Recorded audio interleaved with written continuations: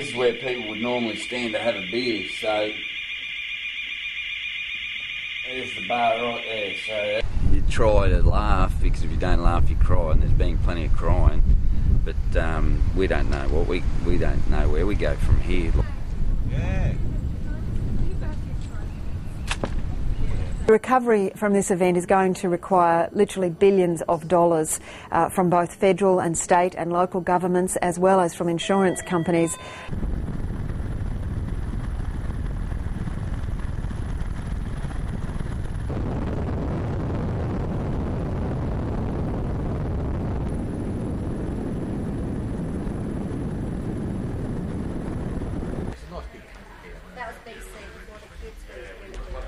The worst case scenario is that 80% of the town will be inundated with water. That means a large number of people will be seeking evacuation.